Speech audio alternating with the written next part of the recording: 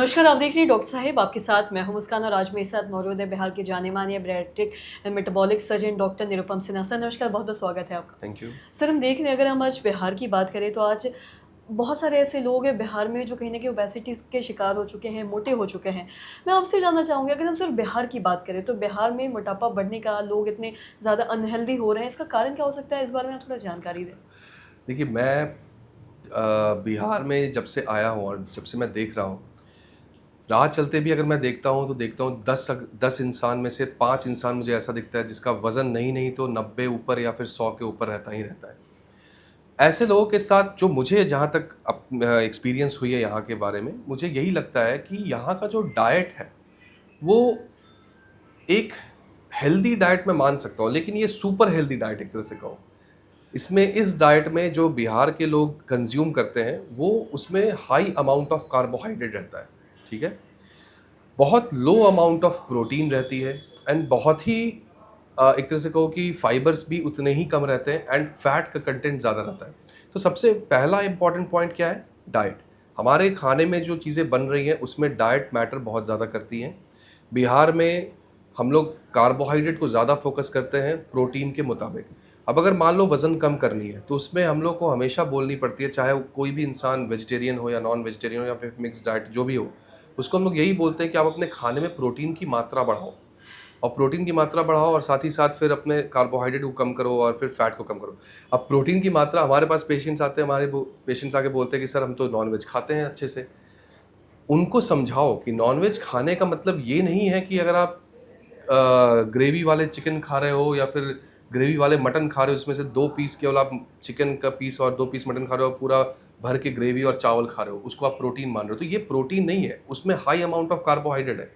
आपको प्रोटीन मतलब कि अगर आप नॉनवेज खाते भी हो तो उसमें थोड़ा लीन मीट होनी चाहिए, ऑयल कम होना चाहिए, फाइबर साथ में ज़्यादा होनी चाहिए। इस तरह से खाओगे तो डेफिनेट है कि आगे जाके आपका वज़न कम होगा।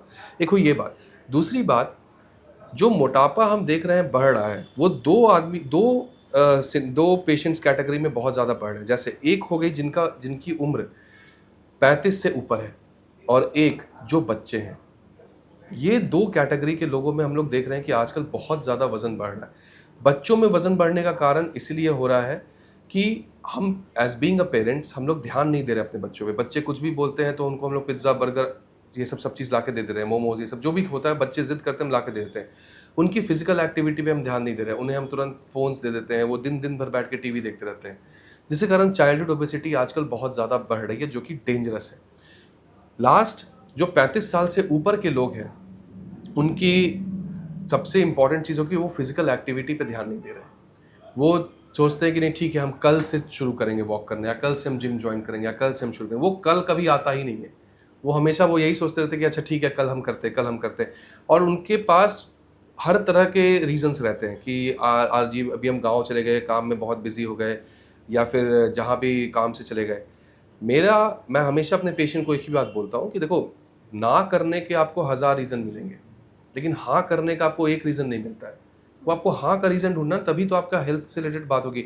आप 35 साल की उम्र में डायबिटीज़ की दवा खा रहे हो, ब्लड प्रेशर की दवा खा रहे हो, हाई कोलेस्ट्रॉल की दवा खा रहे हो, ये कोई सही बात तो नहीं है। अगर आप अपनी फिज़िकल एक्टिविटी, अपने खान-पान पे ही ध्यान दे दोगे, अपने वज़न को थोड़ा कम करोगे, अपने हेल्थी लाइफ़स्टाइल को थोड़ा मेंटेन करोगे, तो आपको आगे दवा खाने की ज़रूरत भी नहीं पड़ेगी।